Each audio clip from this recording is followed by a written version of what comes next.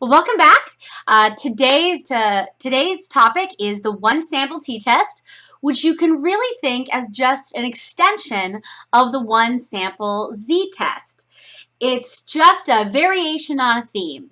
So for this for this section of the course, we've gone over z-tests, which is how to standardize and efficiently do a null hypothesis significance test. Then we learned about confidence intervals and standardized effect sizes. And now we're going to learn our second inferential test. The z-test was our first inferential test. Confidence intervals and effect sizes are sort of follow-up work that you often need to do after you do an inferential test. And the t-test is our second inferential test, right? So it's like a z-test. You can calculate confidence intervals for t-tests. You can calculate standardized effect sizes for t-tests, right? So this is our second inferential test. It's just like a z-test, conceptually speaking. So let's refresh our memory of what the z statistic looked like. So this is that z statistic that we calculated before when we were doing a z-test, right? Here is that inferential test statistic that we'll calculate called z. And here's how you calculate it. You take your sample mean and you subtract the null hypothesis value, the average that comes from your null hypothesis population, right? That comparison population. So you have to know it ahead of time or define it ahead of time. And then you divide by standard error to standardize. Because standard error is the standard deviation of an infinite number of sample averages. So we're standardizing X bar, which has the effect of standardizing the sampling distribution of the mean. And how do we calculate standard error? We take our known standard deviation for the population and we divide by the square root of n, right? Right here is standard error. Once we've calculated that, we'll compare that to a critical value, a critical z value that will look up in a table, right? If you're doing a two-tailed test, a non-directional test with an alpha of 0.05, the critical values are plus or minus 1.96. So this equation, whatever result of this equation, is going to get compared to the critical value of plus or minus 1.96. So these are the ingredients. These are the four ingredients that you would need in order to do a one sample z-test. You got to have a known population average to compare your one sample to. You have to have a known population variability, standard deviation, right, from this comparison population. And then you have to have sample size and X bar. Those four things are what you're going to need in order to do a one sample z-test. But what happens if you don't know sigma? Because let's think about it this way. Let's say I'm trying to figure out whether or not the current IQ is still 100, right? And I know that historically over many, many years that the average has been 100, right? But let's say I'm not sure if the variability would still even be sigma. So I don't want to assume that the current sigma is equal to that defined sigma, right? What happens if I don't know the variability in that null hypothesis comparison population? What if I don't know the variability? I know the average, let's say, I know mu, I can define it. I can say, I know historically that the average has been mu, but I don't want to assume anything about the variability. What am I going to do? Well, if we remember from last time, here are the things you needed in order to do a one sample z-test. You needed to know,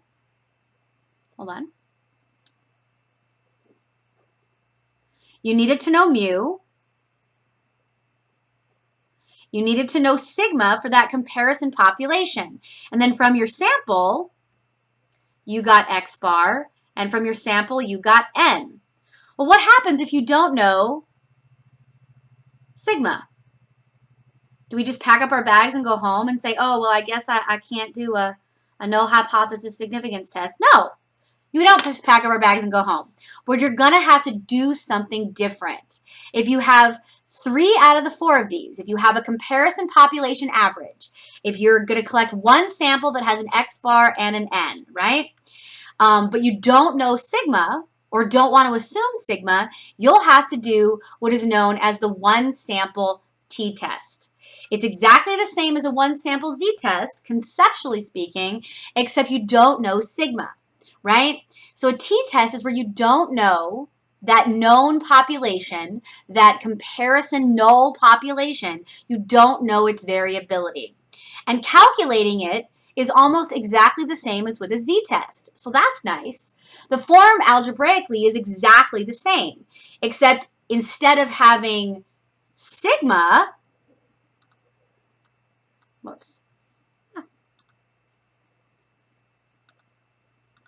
instead of having sigma in the equation, you're simply going to use your sample standard deviation instead. You're going to use your one sample and its standard deviation as an estimator of sigma. Now, this is the algebraically, mathematically calculating the one sample t-test couldn't be more similar, right? And we'll walk through right now how to do that. But you should know that this is going to create some conceptual problems for us that we're going to have to deal with. We're going to have to learn about these things called degrees of freedom. And we're going to have to sort of learn about how not knowing sigma changes the null hypothesis sampling distribution. But for now, let's just see the equation for the one sample t-test. And real quickly, I want to just show you that z-test equation again. There it is, right? Here is the t-test equation, right here. And what you'll notice is there's a lot of things that are exactly the same. In the top part of the fraction, right? And so here is the t-test equation right here.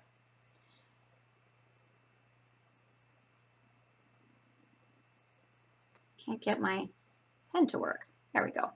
Right here. That is the t-test equation. Just like you did a z-test, which gave you a z statistic, we're now doing a t-test, which is going to give us a t statistic. And so over here, t is what we're going to be calculating.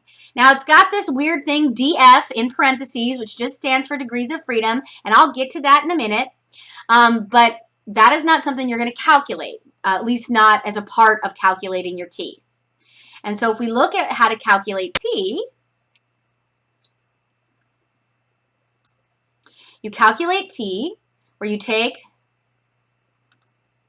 the x bar and you subtract that comparison null hypothesis average, right? The known average. That is your comparison to your one sample. So the top part is exactly the same. And let's look at the bottom here.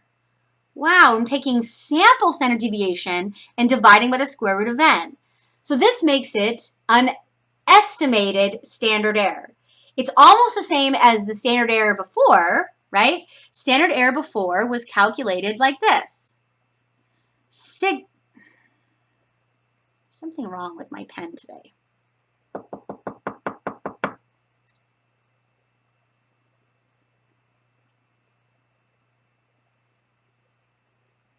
Sigma over the square root of n is how we calculated standard error, where we knew the population standard deviation. But now, instead of that,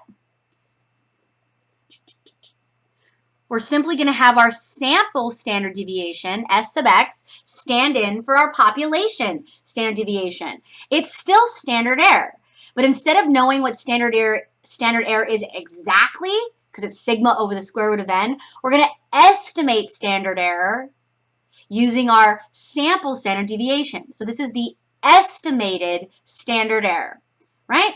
And so this is going to give us our t statistic that we're going to then need to compare to a critical value.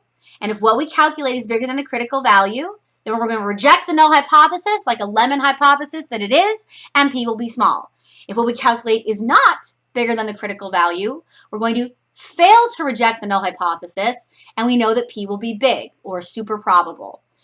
right? So all of that hasn't changed. All of that conceptual stuff about null hypothesis significance testing, the idea that there's an infinite number of averages that create a sampling distribution of the mean, the fact that we create a null hypothesis sampling distribution of the mean, the fact that we are calculating the inferential statistic in order to standardize so that we have a standardized sampling distribution of the mean, none of that changes. But now, because we're estimating standard error, we're not going to call our inferential statistic a z anymore. We're going to call it a t instead.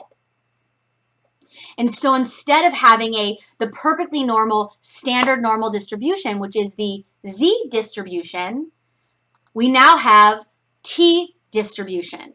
It's still a null hypothesis sampling distribution of the mean with an infinite number of averages that we have standardized. None of that has changed, except now, because we're estimating standard error, we're going to have to call it a t distribution instead of a z distribution, right? Now, we remember that when we're doing a z-test, our sampling distribution of the mean was always perfectly normal because of the central limit theorem, right? And all that the z statistic did, right, was we converted our sampling distribution of the mean into that z metric to standardize it, right? And so our sampling distribution of the mean became a z distribution because we were doing a z-test where we calculated a z statistic, right? And because of the central limit theorem, we knew that that sampling distribution of the mean, was going to be perfectly normal. And we know we knew how to calculate standard error exactly because we knew sigma. We knew those things ahead of time. So what happens when our standard error is only an estimate? What happens to our theoretical, hypothetical sampling distribution of an infinite number of averages? Well, because you're only able to estimate standard error, the likelihood of getting an odd sample goes up. The probability of grabbing weird odd samples in the tails is more probable. So the sampling distribution of the mean, when you're dealing with estimated standard error, when you're using your sample standard deviation to estimate your population standard deviation, once you do that, your sampling distribution of the mean won't be perfectly normal. It will be close. It'll be darn close, but it won't be perfectly normal the way it is in a z-test, where when we are looking up critical values, we're looking them up on the straight up standard normal table, right? But it's still the same basic idea. We're still transforming that raw mean into a standardized t statistic.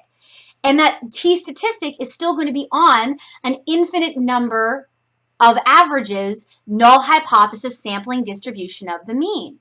It's just the null hypothesis sampling distribution of the mean, because it's based on an estimated amount of variability, is going to have fatter tails and be less peaked. There's going to be a higher probability of extreme samples, because that's what we mean by fatter tails. Let me draw you a picture, and I'll show you another picture in a minute.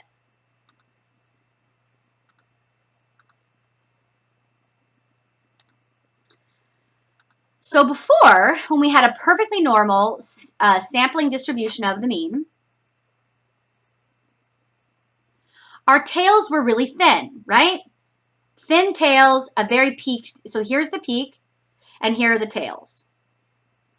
And these tails are pretty darn thin because getting extreme samples was very unlikely. Most of your samples were going to be near the average, clustering around the peak, right? But let me show you what a t-distribution will look like. What is a t-distribution is more likely to look like. Let me draw it in red for you. It's going to have fatter tails because there's more samples out here in the tails. And so it's going to be less peaked because the tails are fatter. There are more samples out in those extreme tails. Because the likelihood of getting weird samples when you're only estimating standard error is more likely, right? And in reality, there is not just one shape to a t sampling distribution of the mean. Now, when we were dealing with z-tests, the sampling distribution we knew was always going to be perfectly normal. And so no matter what our sample size, once we hit 30 people, 31, 32, 33, 34, after you hit 30 people in your sample, you knew you were always going to have a sampling distribution of the mean that was going to be perfectly normal. But not so with the t-test. Nope. T-tests always have tails that are fatter. But as sample size goes up, your standard deviation for your sample becomes a better estimate for your standard deviation for your population. And so as sample size goes up, the t-distributions start looking more and more and more normal as well, right? And you're thinking to yourself, wait a minute, I thought that's what the central limit theorem said about the z-distribution. Well, yeah, but remember how we said that once we hit 30 people in each sample, the sampling distribution of the mean gets perfectly normal. Perfectly normal. But not so with the t-distribution. Even if you have 30 people, those tails are still a little bit fatter, and it's a little less peaked, a little bit different from normal. But if you go to 35 people, well, now the tails are a little bit less fat. And as you go to 40 people in each sample, the tails are going to be a little less fat. And as you go to infinity now, the t-distributions will look more and more and more perfectly normal. And only when you have an infinite number of people in your infinite number of samples will the t-distribution look perfectly normal. Now, are we just guessing? No, we're not just guessing. There's actually a guy that mathematically derived the nature of these t-distributions. They're called the family of t-distributions because essentially you're always doing a one sample t-test when you have all the ingredients necessary for a t-test, but different sample sizes are going to change the shape of the t-distribution. So it is called the family of t-distributions. There's not just one like with the z. There's only one z-distribution that doesn't ever change shape, right? Because once you hit 30 people in each sample, boom, it's perfectly normal forever. But with a t-distribution, a sample size of 30 versus a sample size of 50, the one with 50 is going to look more normal than with a sample size of 30, right? And so the larger your sample size is, the more the t-distribution, that infinite number of sample averages, the null hypothesis sampling distribution, that t-distribution is going to look like the z-distribution, right? So the larger your sample size is, the more thin those tails get, right? Because they're fatter in a t-test. But they thin out if you have lots and lots of people in your sample, because then your sample standard deviation is going to be a better estimate of your population standard deviation, right? And the guy that figured this out is a guy named William Gosset, and he worked for Guinness. This is a true story. We can thank William Gosset for his work looking at barley yields, and he actually published his results under the name Student, and he called the one sample t-test the Student t-test, his own t-test. He called himself Student. And he called the t-distributions the studentized distributions. True story. True story. So we can thank him for figuring out exactly what the null hypothesis sampling distribution of the mean would look like once you're having to estimate standard deviation instead of knowing it exactly, which you need to do in order to do a z-test. And the reason why this happened was because apparently, according to legend, the Guinness Brewing Company had years and years and years of records that tracked the average number of barley yields. So they knew what? What did they know? They knew mu. They knew the average amount of barley yields over decades. I mean, and barley is used to make beer, right? So they knew mu. But nobody had bothered to keep track of the individual plants, right?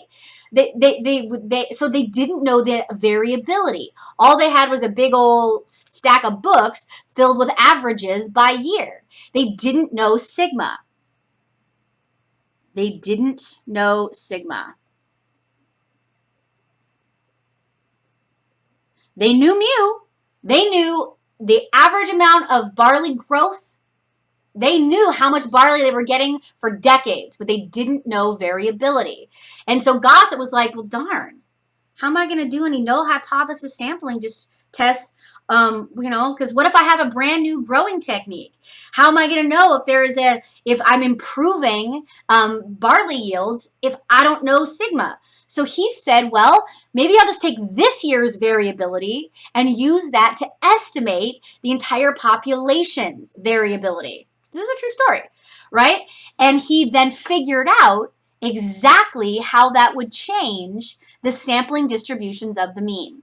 So the one there in green is the Z distribution, the null hypothesis sampling distribution from the Z test, which is perfectly normal. Perfectly normal. But let's look at the one in black here. The one in black here is the T distribution when you don't have very many people in each sample, right? So the tails are fatter. Because you don't have very many people in your sample, then your estimate of variability is not going to be as good. And so your likelihood of getting extreme samples is higher, right? And so you can see that these tails are fatter in the black dash distribution compared to the green distribution. But then look at the one in red, the little red dotted sampling distribution. That is a T distribution when you have more people in each sample. It's getting closer and closer to that perfect T distribution, although isn't perfect.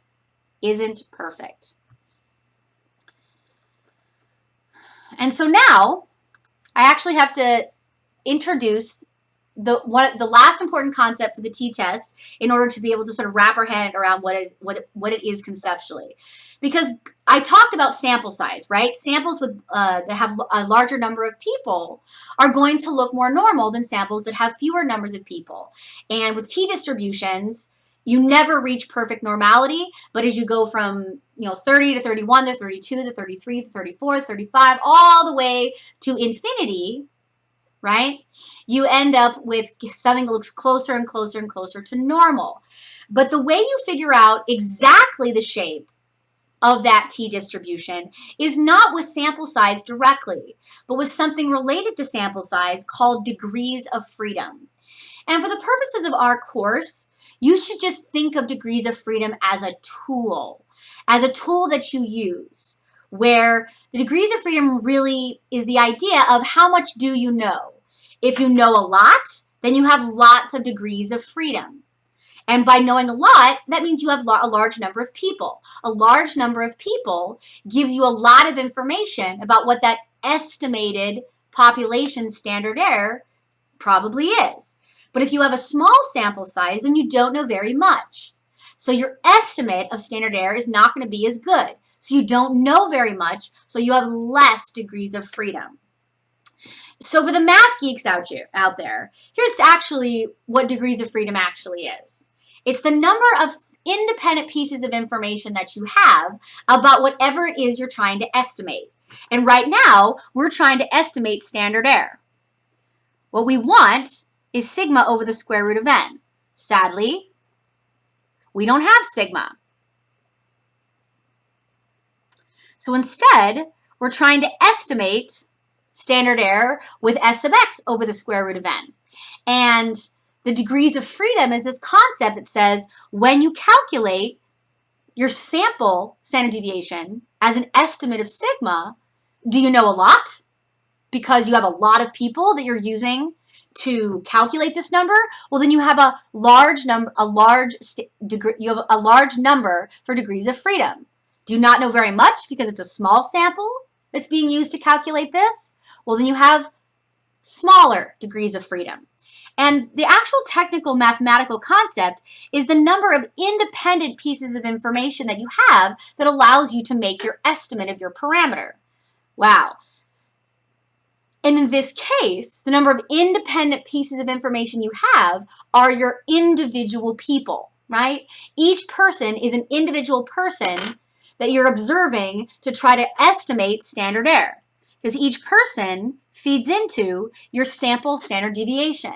And so the number of people is where you start for the number of independent pieces of information that you have, but then you have to subtract what you don't know, what you're having to estimate.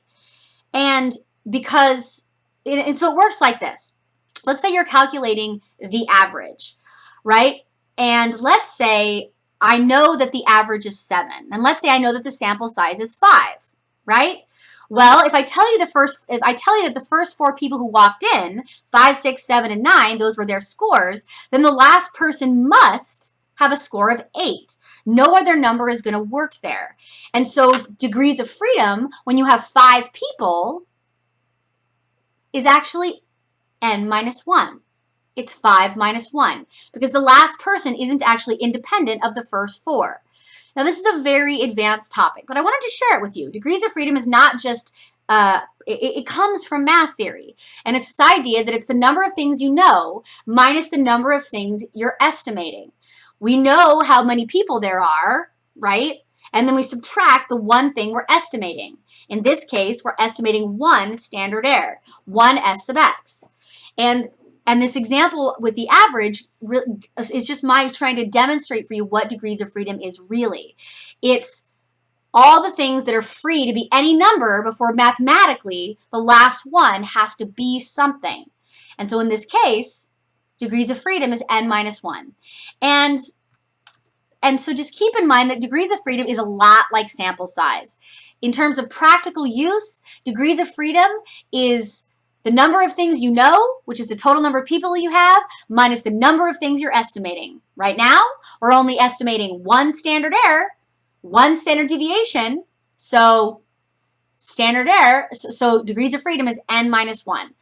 And so that's the practical use of it. If anybody's interested in sort of the deep math theory behind these things about what's free to vary before the last one is determined, feel free to post in the Q&A forum or pop by my office hours. And I'm happy to wax philosophical about degrees of freedom all you want. But we do use degrees of freedom as a tool, right? And it's just related to sample size. If you have larger sample size, you'll have greater degrees of freedom because you know more, right? And so we're going to learn it with other inferential tests. Sometimes degrees of freedom is an n minus 1, but for the one sample t-test, degrees of freedom is just n minus 1. The total number of people you have minus 1, right? Now, when we go on to other tests, like 2-sample tests and F tests, degrees of freedom will always be n minus 1. But the way you can always know what degrees of freedom is you look at your standard error estimate, look at the total number of people, and see how many averages are in there, right? How many averages are in your estimate for standard error? If there's only 1 average, well, then it's n minus 1. If there's 2 averages, it must be n minus 2. If there's going to be 3 averages, it's going to be n minus 3, right? So, but for a 1-sample t-test, the equation is x bar minus mu divided by s sub x divided by the square root of n. We have 1 x bar in your estimate of standard deviation, right? Because how do you calculate standard deviation? X minus x bar divided, and then you square them, and then you add them up, then you divide by n minus 1, and then you take the square root at the end. Remember that? So we know that with a 1-sample t-test, degrees of freedom is n minus 1. Now, why does this matter? Well, because in order to look up a critical value, we need to know the exact shape of the t-distribution. And different t-distributions look different based on sample size and technically based on degrees of freedom. because a t distribution with lots of degrees of freedom is going to look more normal than a t distribution with not very many degrees of freedom. Now, how do you figure out degrees of freedom?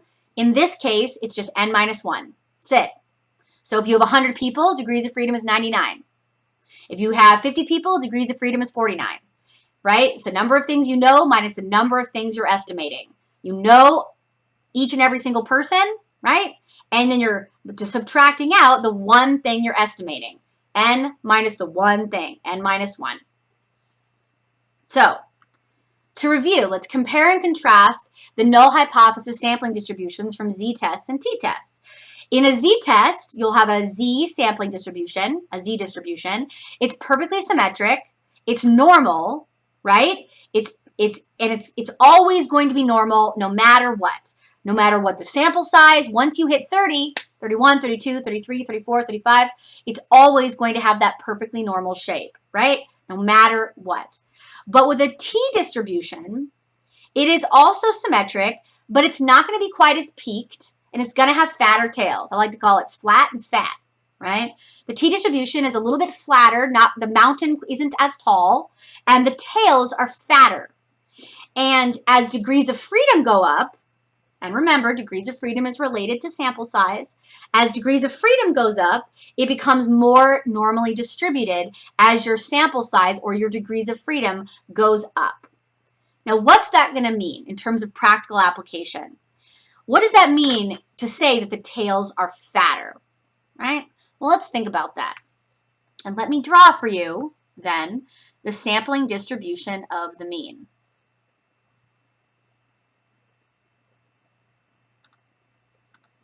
So before, when we had a perfectly normal z distribution, because we were doing a z-test, I told you that the critical values, if you're doing a two-tailed test, right, if you're doing a two-tailed test in alpha 0.05, they don't change. Doesn't matter what their variables are, doesn't matter what your test question is, doesn't matter. If you're doing a z-test, the critical values are always plus 1.96 and minus 1.96. And this is your bottom area of rejection, and this is your top area of rejection. You put alpha in here, and if you calculate anything above 1.96, you'll reject the null. Anything below negative 1.96, you'll reject the null. Those are your areas of rejection, right? And that was based on an alpha of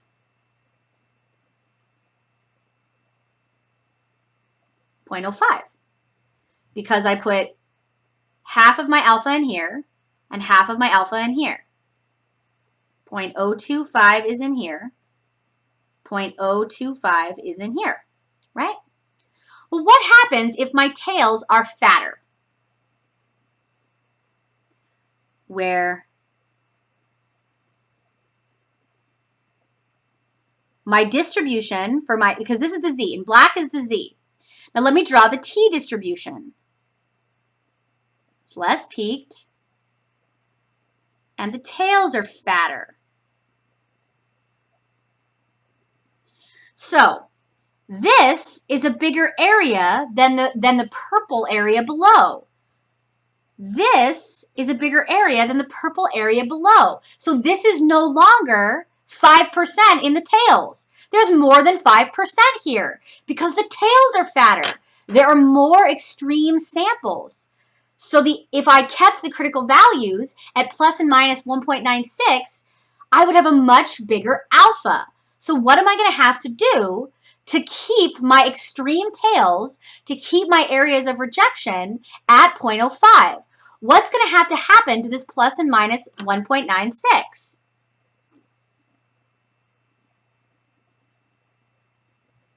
Remember, it's centered on 0. So now I'm going to shade in this area here. It's no longer 0.025. It's much bigger than that because the tails are fatter. If I want this area to still be only 5% collectively, right? Collectively, this and this, if I want it to only be 5%, which corresponds to the proportion of alpha of 0.05, right? what am I going to do? Well, I'm going to move my critical values this way.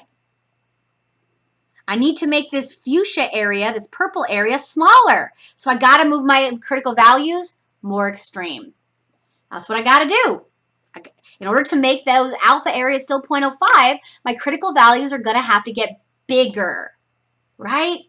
And remember, bigger critical values mean it's going to be harder to reject the null hypothesis, which sort of makes sense because you're only estimating standard error now. You probably should be more conservative about rejecting the null hypothesis, which again is what you want to do if you're the researcher, right? So the critical values are going to get bigger in a t distribution. So in order to do a one sample t-test, what ingredients will you need? Well, you're still going to need a null hypothesis value, right? You're still going to need some comparison average to compare your one sample average to. So you're still going to need a known or defined mu. Still going to need to know a null hypothesis population value, a comparison population value. But every other number is just going to come from your sample. You're going to use your standard deviation from your sample to estimate the standard deviation for the population in order to then estimate standard error. Your n is still going to come from your sample, and your x bar is still going to come from your sample. So to calculate a t-statistic, a one sample t-statistic,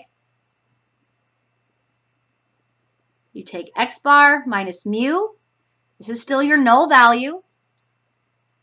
Then you divide by your estimated standard error, right? That is how you calculate a t. And so let's do an example of this. Let's say we define the population average as 100. So we know that mu is 100, right? And let's say we collect a random sample of 49 people with an average of 104 and a standard deviation of 15. I know it has to be a one sample t-test. I know it for sure because of the ingredients that I've been given. I've been given a mu, right? I've been given a sample size of 49. I've been given a one sample average of x bar and a one sample standard deviation of 15. And so I know that I'm doing a one sample t-test. So let's go ahead and do this one.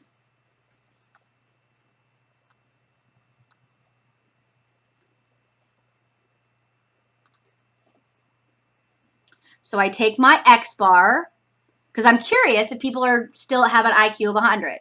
I take my one current sample of people and I measure their IQ, and I get for these 49 people, they get an average of 104. So x bar is 104. I'm going to compare them to that null hypothesis population that has an average of 100. And then I divide it by 15 over the square root of 49. And that would give me my t, which then I'm going to compare to a critical t, right? So let's work out that math. Now, here is how you report the t statistic. Let's remember how many people we had. There were 49 people, which means how many degrees of freedom do we have? That's right, 48. It's the number of things you know, the independent people you have, 49 people, minus the number of things you're estimating, right? Which is one standard error. And so you one standard deviation goes into that standard error. And so n minus 1. So degrees of freedom in this case is 48. And this is how I report it. Right here. T based on 48 degrees of freedom is what this t and then 48 in parentheses is telling you. That's math notation, right? It's saying you're doing a t-test where you have 48 degrees of freedom. That's what you're communicating when you put the 48 in parentheses. And so then we do 104 minus 100, and that's 4. Then you do 15 over the square root of 49. Square root of 49 is 7. 15 divided by 7 is 2.143, right? And some of you, just so you know, are still not showing your work on your exam. You're showing most of it, but you're not showing every single step. This is how you show every single step. And if you skip steps, you lose half points here and there. So don't do that. Make sure you're showing all your work. So my final t statistic is 1.867, which can be interpreted exactly like a z statistic.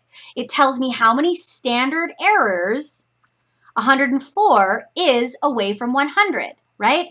This is that I've just standardized 104, which then standardizes my null hypothesis sampling distribution of the mean. And then conceptually, nothing else is different. We still have a null hypothesis sampling distribution of the mean, which is centered on 0. There's still an alternative hypothesis sampling distribution. It's centered on whatever it is, right? Except now, the null hypothesis sampling distribution of the mean isn't perfectly normal. And so critical values are going to get bigger. Because the tails are fatter, to maintain that alpha at 0.05, we need to make the critical values move out so to make those tails stay at 0.05. And so that means we can't use the z-table to look up our critical values anymore. Instead, we're going to use a t-table, which is in the back of your book. It's table A2. And table A2 is just a critical value table. That's all it is. It's the only thing it can be used for. This table here asks you, well, how many degrees of freedom do you have? How many degrees of freedom did we have? Well, we had 48. Okay. It asks you, are you using an alpha of 0.1? Are you using an alpha of 0.05? Are you using an alpha of 0.01? Are you doing a one-tailed test or a two-tailed test? These are all decisions that you have to make as the researcher. Now, normally, we would do a two-tailed test and we would be using only these numbers over here. But if you're doing a one-tailed test, a directional test, you only use these numbers over here, right? But since we're doing a two-tailed test, we look over here, and then we have to decide on our alpha, 0.1, 0.05, 0.01, right? This is the type 1 error rate. This is the amount of type 1 errors you're willing to have, right? That's your it's an estimate of like risk per se, like how much type 1 errors you're willing to have, alpha. And normally our alpha is 0.05, right? So I have 48 degrees of freedom, somewhere between 45 and 50. I'm choosing a two-tailed test, and here I go down and I find my critical values.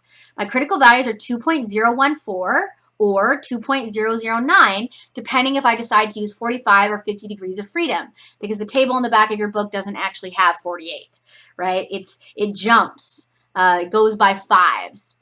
Now, in real practical research situations, we would know it exactly. But bottom line is I would assume you have 45 degrees of freedom, because I don't want to assume I have more information than I have, right? But you are more than welcome to round up to 50 and say that your critical values are 2.09. And so what this is saying is this. Let's look at that sampling distribution of the mean. The null hypothesis sampling distribution of the mean looks like this.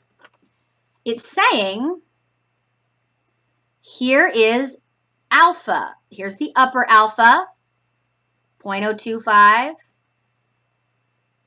Here's the lower alpha, 0.025. Right?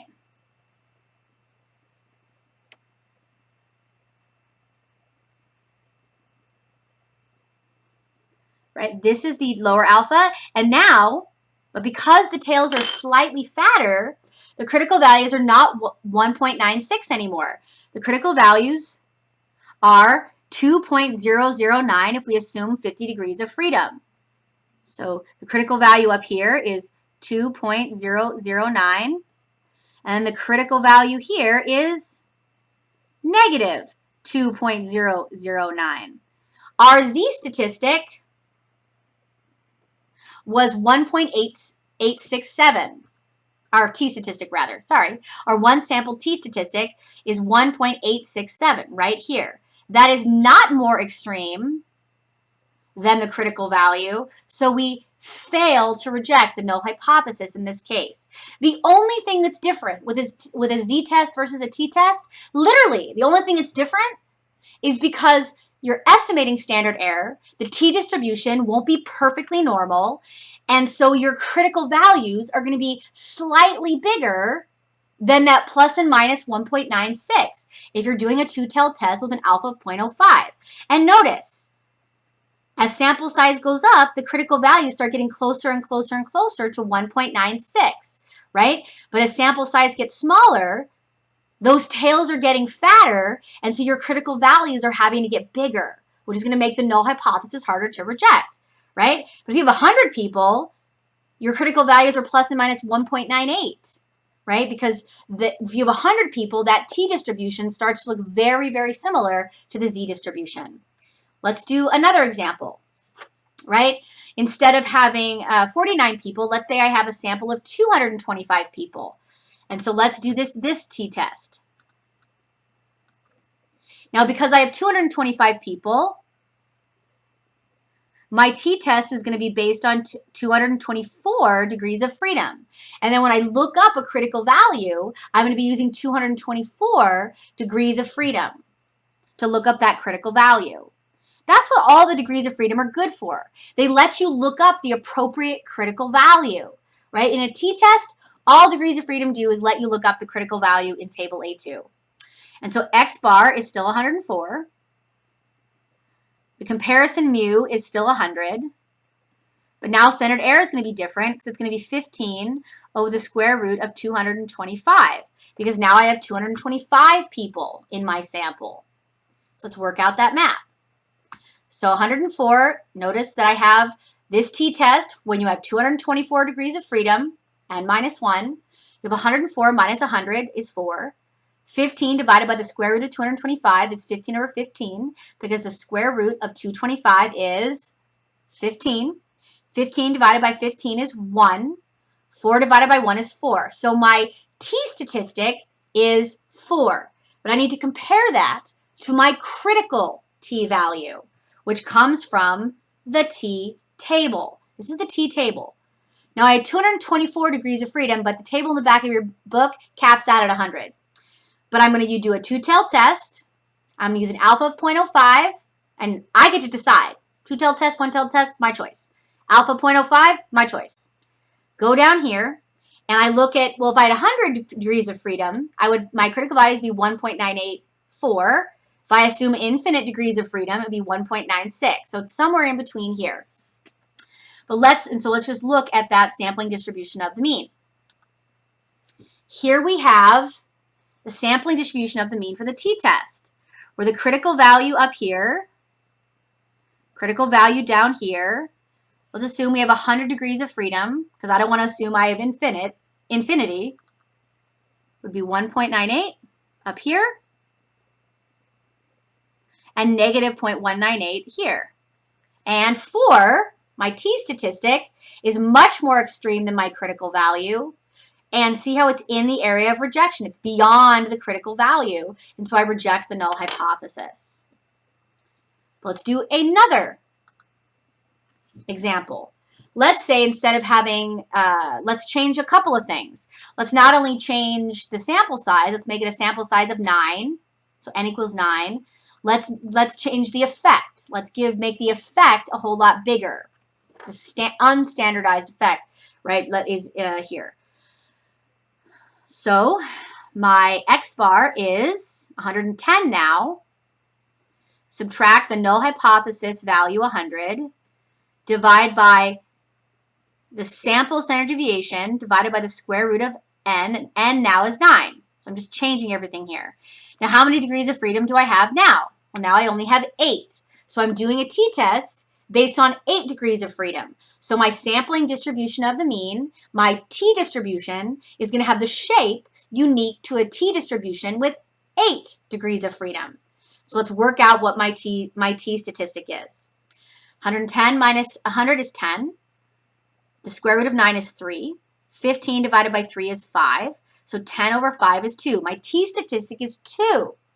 But what are my critical values? I need to compare this observed t-statistic, this calculated t-statistic, this t-statistic that I obtained with the math. I need to compare that to my critical value. And those are some vocab words you should know. That when you do all the math to calculate your t, that's called the t-statistic. You can call it the observed t-statistic because you observed it by doing the math. You can call it the obtained t-statistic because you obtained it. You can call it the calculated t-statistic. Bottom line is you calculated it, and now you have to compare it to the critical value. But here I only had 8 degrees of freedom, right? Now I get to decide, am I going to do a 1 or a 2-tailed test? I don't know. Am I going to use an alpha of 0.1, an alpha of 0.05, or an alpha of 0.01? Let's use an alpha of 0.05.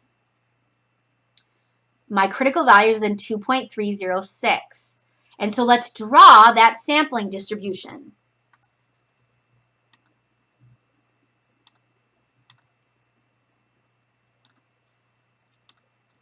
This is my t-distribution with fatter tails.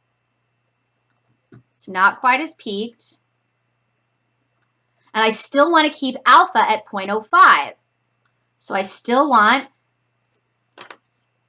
0.025 down here and 0.025 down here. That's a point here.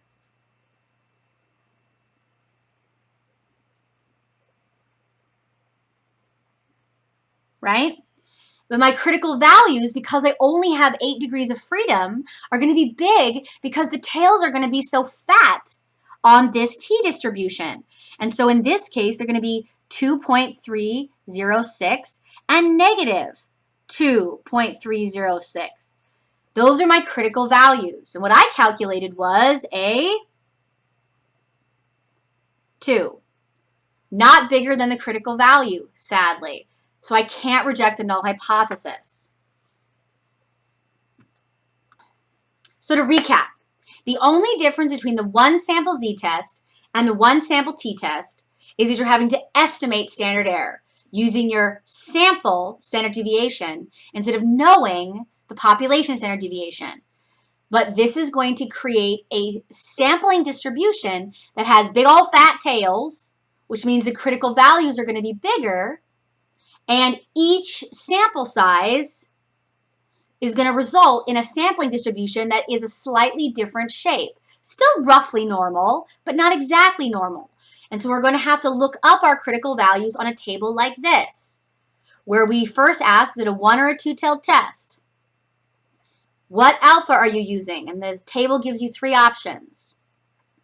And if you choose 0.05, then if you're doing a 2-tailed test, you're choosing an alpha of 0.05, you're always going to be living in this column here. And then you just take n minus 1, find your degrees of freedom, and boom, here are your critical values. If what you calculate using this equation here is bigger than the critical value you look up here, you will reject the null hypothesis and p will be small.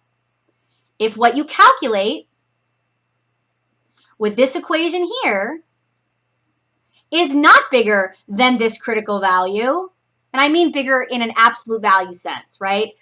Bigger in terms of absolute value, farther away from 0. If what you calculate is not bigger, not more extreme, then you fail to reject the null hypothesis and your p will be big, bigger than alpha. This is without exception. Conceptually, the z-test and the t-test are so similar. And all of that conceptual stuff has not changed, which is nice.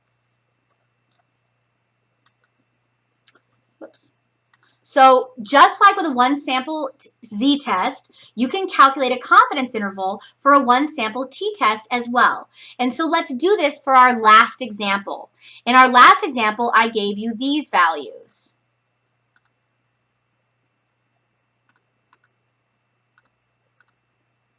Right? I gave you these values in our last example, right? We only had 8 degrees of freedom because there was only 9 people, right? And so these were all of the ingredients to calculate the confidence interval. My descriptive statistic, my mean, that I calculate my average around is 110. That was my sample mean, right? There was my sample mean. You always calculate the confidence intervals around the descriptive statistics, never around Z, never around T. You start like it's on a number line with your mean in the middle. with the mean in the middle. And you're going to add something to that average, and you're going to subtract something from that average to get the confidence interval. We'll need our standard error. Well, 15 was the estimated standard deviation divided by the sample size, which was 9. And so standard error in this case is 15 over 3, or 5. Then I look up my critical value, but now it's not the critical z. It's whatever the critical value is from the t-table. So whatever the critical value is from the t-test is the same critical value to calculate the confidence interval. In this case, it was 2.306. So you take 5 and you multiply by 2.306 to get 11.53. You take 11.53 and you add it to 110.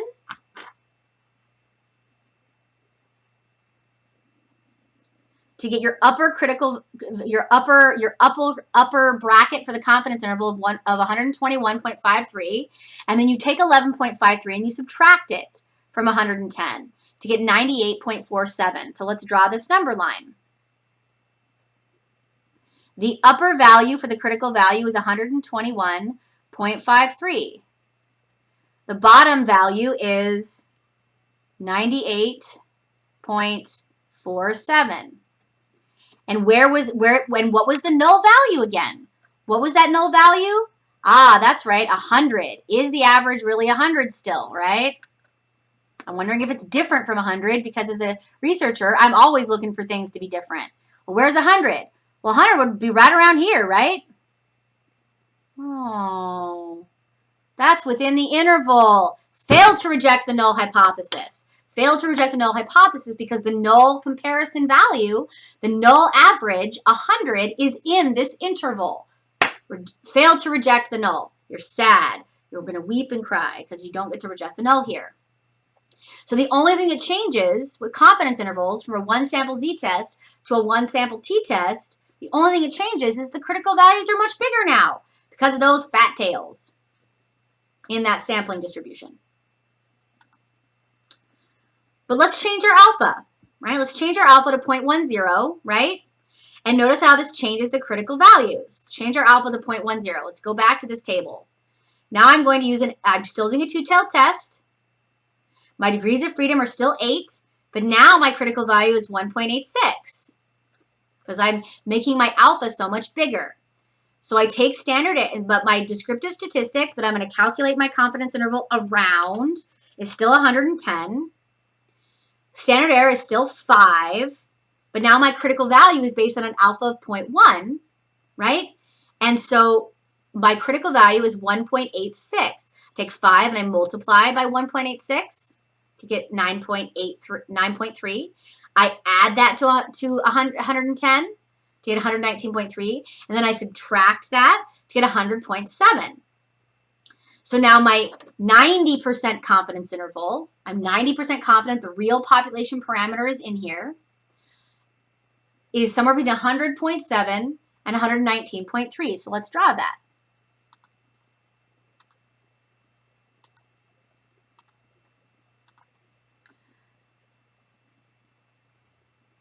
So when I calculate my confidence interval, I start in this example at 110 because that was my descriptive statistic that I was trying to make a decision about, right? And then I added 9.3 to get 119.3. And then I subtracted to get 100.7. So this is my interval. This is where I'm pretty sure, 95% sure, 95% confident. This is my level of confidence. This is my level of confidence is somewhere between 100.7 and 119.3. So not 100, right? Because 100 would fall just outside of this estimate. So I'm 95% confident that the real average is somewhere between 100.7 and 119.3. So not 100, right? You can also calculate Cohen's d, the standardized effect for a one-sample t-test. And instead of using the population sigma, you're just going to use the estimated sigma, the estimate the estimated standard deviations instead. You're going to use your one sample standard deviation in order to standardize the effect, right? And here's me doing it here. This is Cohen's d, x bar minus mu. That doesn't change. And then I just divide by that sample standard deviation to get Cohen's d of 0.67, which would be a medium effect in this case, right? Cohen's d for the one sample z-test, the one sample t-test are almost exactly the same. Almost exactly the same. All right. That's all I have for you for this topic. Next, if you have any questions at all, please post to the Q&A forum or please come into my office hours. And next time, we'll talk about two-sample t-tests. See you next time.